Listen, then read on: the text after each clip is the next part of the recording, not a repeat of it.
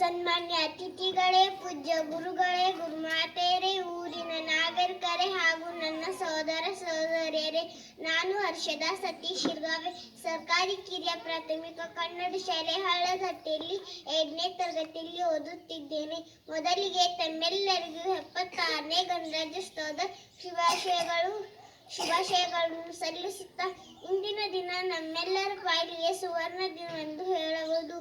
ಈ ದಿನ ಸಂವಿಧಾನ ಶಿಲ್ಪಿ ಡಾಕ್ಟರ್ ಬಿ.ಆರ್. ಅಂಬೇಡ್ಕರರು ನೀಡಿದ ಪ್ರಪಂಚದ ಅತಿದೊಡ್ಡ ಸಂವಿಧಾನವು ಜಾರಿಗೆ ಬಂದ ದಿನ.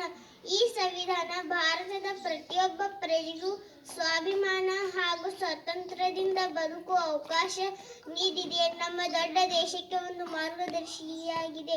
ಭಾರತದಂತಹ ಬೃಹತ್ ದೇಶಕ್ಕೆ ಪ್ರಜಾಪ್ರಭುತ್ವವನ್ನು ನೀಡಿ ದೇಶದ ಕಟ್ಟ ಕಡೆ ಪ್ರಜೆಗೂ ಪ್ರಭುವಾಗುವ ಅವಕಾಶ ಮಾಡಿಕೊಟ್ಟಿದೆ.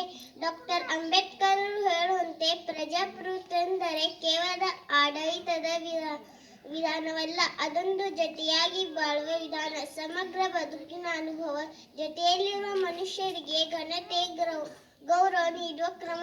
ಆದ್ದರಿಂದ ಇಂಥ ಪ್ರಜಾಪ್ರಭುತ್ವ ವ್ಯವಸ್ಥೆಯ ಭಾಗವಾದ ನಾವೆಲ್ಲರೂ ನಮ್ಮ ಹಕ್ಕು ಮತ್ತು ಕರ್ತವ್ಯಗಳನ್ನು ತಿಳಿದು ಸಂವಿಧಾನದ ಮಹತ್ವ ಅರಿತು ಅದನ್ನು ಗೌರವಿಸಬೇಕೆಂದು ಹೇಳ್ತಾ ನನ್ನ 2 ಮಾತುಗಳನ್ನು ಮುಗಿಸುತ್ತೇನೆ. ಜೈ ಹಿಂದ್, ಜೈ ಭಾರತ್.